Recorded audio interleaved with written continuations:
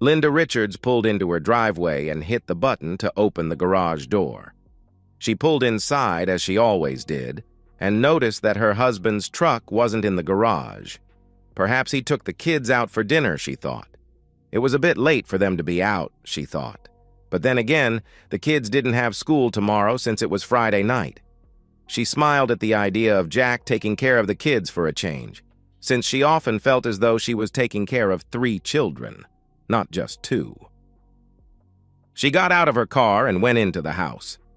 It was already dark outside, and the interior of the house she shared with her husband and 2 children seemed eerily quiet without the lights and the noise of video games blaring from their large-screen television. She recalled what she had done earlier that evening with her lover Michael and felt just a bit guilty, but only for a moment. Looking around the dark, quiet house, she wondered if this would be her fate if Jack decided to finally end their marriage. After thinking a bit, she laughed and headed upstairs. No, she thought. If Jack was going to take action, he would have done it by now. She had been seeing Michael for 8 months now, and Jack had bought all her excuses, no questions asked. At first, she only visited him 1 or 2 days a week, but lately, she had been at his house for up to 4 evenings a week, including Fridays, while making up excuses for Jack. She was pretty certain Jack knew what she was doing, but he never pressed her. He never even questioned her when she lied and told him she had a weekend conference in New York a month or so ago. The truth was, she had spent that weekend with Michael. In New York, of course. Michael was the one who had a conference to attend. She was his +1 for the weekend. And now, they were planning to spend a whole week on a cruise together. They just needed to find an excuse that Jack would accept. Once upstairs, she undressed and slipped into the shower. She wanted to be as fresh as possible for her husband when he came back with the kids. Michael had deposited quite a lot of inside her, and she wanted to be clean for Jack, just in case he wanted to fool around. Of course, he hadn't made any advances toward her lately, so she didn't expect he would tonight. Still, she thought, one never knows. She slid under the covers and fell asleep quickly, her vagina still tingling from the workout Michael had given her earlier. The next morning, she awoke, expecting to see her husband next to her. But he wasn't there, and his side of the bed didn't look like it had been disturbed. She listened, but didn't hear anything else in the house. Maybe they're outside, she thought. She got up, threw on a robe, and looked around the house, but there was nothing to indicate they were there. She looked outside, thinking maybe they were doing yard work, but there was nothing. She ran around the house, calling out for them, but there was no answer. Frantic, she looked in the garage, but Jack's truck was still gone. She ran back upstairs and looked in the closet. All of Jack's clothes and toiletries were gone. She ran into the kids' bedrooms and saw their things were missing as well. Had he finally left? She pulled out her phone and tried calling Jack, but got a message saying the number she called was no longer in service. "Oh, God, no!" she cried.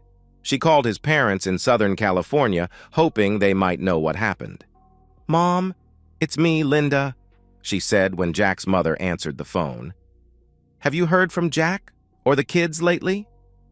"No, I haven't, Linda," Lorraine, Jack's mother, said. "Is everything all right?"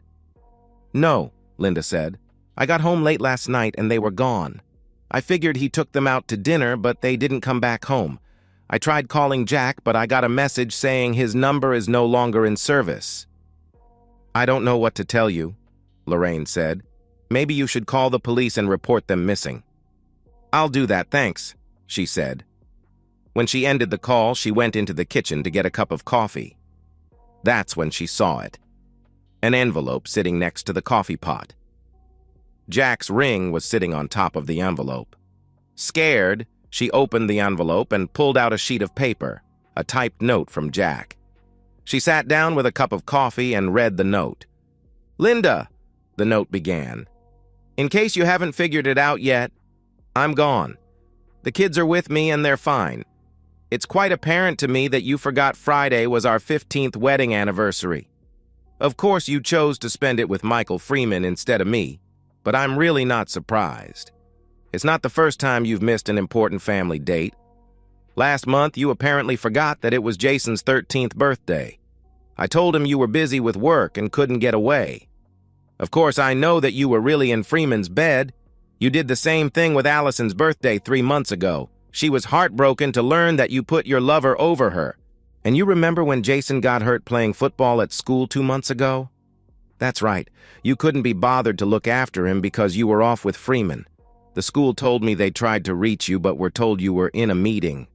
Imagine my surprise when the private investigator told me that you and Freeman were actually doing the horizontal mambo at the Hilton that afternoon. Yes, I've known about your ongoing affair with Freeman for a while now, and the kids know as well.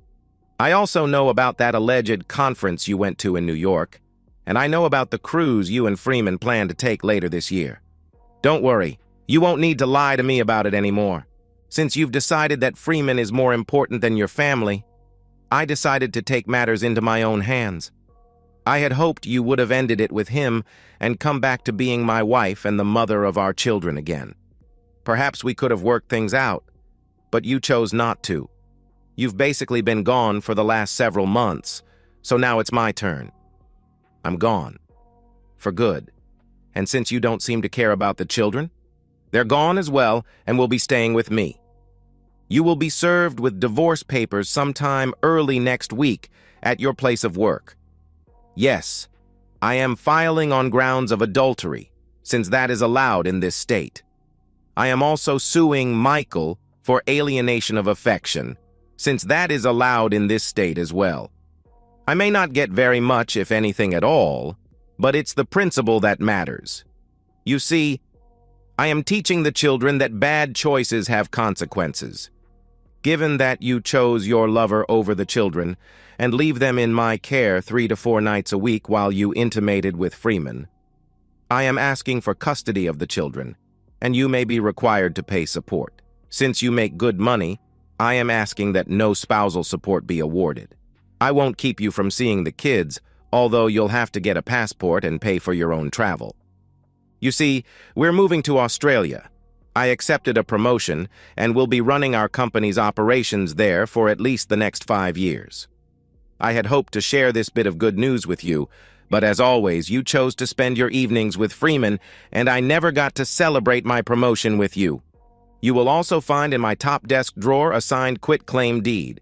I am leaving you with the house, and I have left you with half of our accounts. I have taken my name off everything. It's all yours now. Enjoy. By the way, if you decide to fight the divorce, you may find yourself the next internet porn sensation. With the quitclaim deed, you will find a packet that contains some rather explicit pictures of you and Freeman together. Those are just a few of the snippets I have from the many hours of video that were taken of the two of you. I'd like to say the last 15 years have been wonderful. Unfortunately, I can't. Granted, the first 13 or so were pretty good, and I gave you all the love I could muster, but apparently it wasn't enough for you.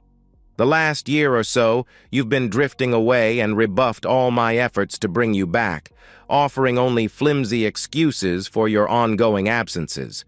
You may have noticed that I have not initiated intimacy with you for quite a while. The truth is, the thought of getting sloppy seconds from you filled me with disgust. I suspect you thought I was okay with what you were doing because I never tried to physically stop you. You know I would never get physical with you or tell you what to do. I'm just not wired that way. But the truth is, you hurt me more than you know, and I'll never be able to get past that. So please spare me the cliches and the bullshit. You should know that in all the years we've been together, I have never once even thought about cheating on you. I was always there for you and the children. You were my first priority, above everything else. You, on the other hand, have been gone to us all for the last 8 months. Now, we're the ones who are gone. I hope it was worth it to you. Do not try to contact me or the kids. I will let them contact you if they choose. But I must warn you, they're not very happy with you right now. If you have anything to say to me, please do it through my attorney, whose card you will find in this envelope. Goodbye, Linda, the letter said in conclusion. It was simply signed, Jack. With tears in her eyes, Linda folded the letter and put it back in the envelope. She pulled out the card for Jack's attorney and set it on the table, vowing to call on Monday. She pulled out her cell and called Michael. He answered on the second ring. "He did what?" Michael roared when she told him what Jack had done. "That son of a bitch! You told me he was okay with what you were doing." "I was pretty certain he knew, but he never once tried to stop me," she said. "Now they're all gone." "What do I do?" she cried. "You want me to come over?" he asked. "Please," she begged. Michael came to the house, oblivious to the man parked just down the street in an obscure sedan. "Thanks, Mom," Jack said when his mother ended the call from Linda. "You're welcome, son," she said, giving him a hug. "Promise me you'll call when you get to Melbourne." "I will, Mom," he told her. The children gave their grandmother one last hug, and the three of them were off to the airport. For the children, this was the beginning of a new adventure. For Jack, it was the end of a 15-year-long chapter in his life. Part of him missed Linda, but another part of him was glad to be away from her. She had him for 8 months with Freeman, and now it was over. Time to begin anew, he thought. As promised, Linda was served divorce papers at work the following Monday. The process server made sure to announce that she was being served divorce papers on the grounds of adultery and neglect. Linda felt her face burn with embarrassment as her co-workers looked on. Michael Freeman was served with a lawsuit for alienation of affection. Linda reached out to Jack's attorney, but he simply told her to either sign the papers or get her own attorney. She consulted with a few lawyers, but was told Jack's proposal was as fair as she could expect, given the circumstances. She signed the papers and returned them to Jack's attorney. Jack, meanwhile, had moved into his new condo in Melbourne, and the children loved their new surroundings, even though it took them a while to get acclimated to the area. Jack read the email from his lawyer with interest. He was glad to learn that Linda had signed the papers, but wasn't happy about her moving Michael into his former house. Oh well, he thought. It was just a matter of time before it happened. The divorce was granted quickly, since Linda didn't object. The court ordered her to pay a small amount of child support, which she did. Jack really didn't need the extra money, so he put it into a college fund for the kids. Freeman settled with Jack's attorney out of court. That money was also placed in a college fund for the children. Over the next couple of years, Linda sent Christmas and birthday cards to the children, along with a small letter to each of them. Through those letters, Jack learned that she had sold the house and married Michael, who ended up cheating on her. After doing a search on the internet, Jack learned that the woman Michael was seeing was married, and her husband didn't take too kindly to being As a result, both Michael and the woman ended up with a .45 caliber slug in their heads, and the husband ended up in jail. Jack, of course, wasn't surprised at all. Once a cheater, always a cheater. Linda kept promising to visit the children, but she never came. Again, Jack wasn't surprised, and it wasn't long before the kids just laughed off her promises as more smoke and mirrors. Over time, the cards and letters became less frequent, and after 3 years, stopped coming altogether. Jack, on the other hand, had met Chloe, a blonde beauty who originally hailed from Adelaide. She moved to Melbourne 5 years earlier after her husband left her for another woman. The two of them dated for nearly a year before he asked her to marry him. "Are you sure about this, Jack?" she asked. "You know I can't have kids, and that's what caused my first husband to leave." "Your first husband was an idiot. I've never been more sure about anything in my life," he said. "I'm madly in love with you, and I want to spend the rest of my life with you." "I'm madly in love with you as well, Jack," she said, "and I want to spend the rest of my life with you. But what about your kids? Will they accept me as their stepmother?" "Well, let's ask them," Jack said.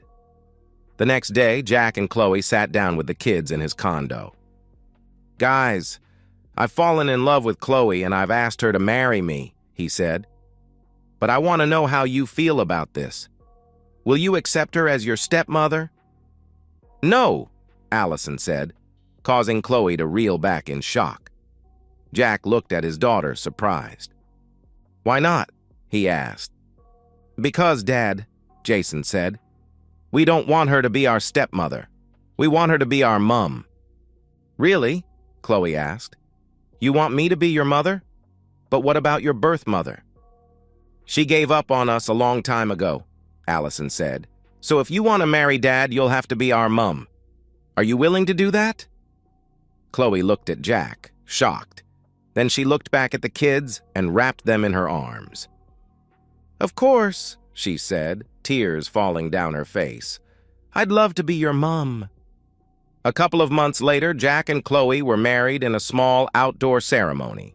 Allison stood as Chloe's maid of honor, and Jason was Jack's best man. At the end of 5 years, they all came back to the States for a short visit. Jason had been accepted to the Air Force Academy, so they decided to take him there after a quick stop in Southern California, where Jack introduced Chloe to his parents. From there, they flew to Denver, where Jack was to meet with his boss and the board of directors before going back to Australia. After they checked into the hotel, they headed to the elevator, but stopped when Jack heard a familiar voice. "Jack, is that really you?" he heard a woman ask. Jack looked and saw his ex-wife, Linda, coming toward them. She looked as though she had aged 20 years since the last time he saw her. She was thin and her hair showed streaks of gray. "Linda?" he asked. "Yes, it's me," she said. "Who are these people? Aren't you going to introduce me?" she asked, pointing at Chloe and the kids. "You don't even recognize your own children?" Jack asked. "The ones you haven't so much as said hello to in the last couple of years?" "Oh my God," she said, shocked. "You've grown so much, and you look so healthy. Well, who is this young lady?" she asked, pointing to Chloe. Jack couldn't help but smile. "This is our mum," Jason proudly said, a slight Australian accent in his voice. "Her name is Chloe," Allison added. "She's our mother now." Linda stepped back, shocked. "Your mother?" Linda asked. "But I'm your mother." "No," Jason said. "You gave birth to us, but you quit being our mother a long time ago. About the same time you quit being Dad's wife." Linda looked like she was about to collapse, and an older man in a suit came up to her. "Linda, are you all right?" he asked. She shook her head, tears falling down her cheeks. The man steadied her and helped her sit down, then looked at Jack, Chloe, and the kids. "Who are you people?" he asked. "What did you do to her?" "We're just passing through," Jack said. "All we did was remind her of what she once had but threw away. And who are you?" "Carl Williams," he said, extending a hand. "Linda's fiancé." "Fiancé, huh?" Jack asked. "Well, I hope you have better luck with her than I did." "You're her first husband?" Carl asked. "Yes," Jack said. "I see," Carl said. "Linda told me about you and the children." "Did she tell you what happened?" Jack asked. "She said she made the biggest mistake of her life," Carl answered. "Yes, and it only cost her entire family. Like I said, good luck to you. You'll need it. Catch you later, mate." With that, Jack, Chloe, and the kids went to their rooms, leaving a sobbing Linda behind. "That was really your first wife?" Chloe asked on the way up. "Yes, and if you ask me, I definitely traded up." "Yes, you did," she responded with a smile, "and don't you forget it." And so, we've reached the end of today's story. Was it what you expected, or did it take a twist you didn't see coming? I'm curious to hear your thoughts. Share them in the comments below, and let's get a conversation going. If this story kept you hooked, make sure to hit that like button. And if you're new here or just haven't subscribed yet, now's the perfect time to join our community. I bring you fresh, captivating stories every day, So click that subscribe button and turn on notifications so you never miss out. Thanks for watching, and I'll see you in the next one.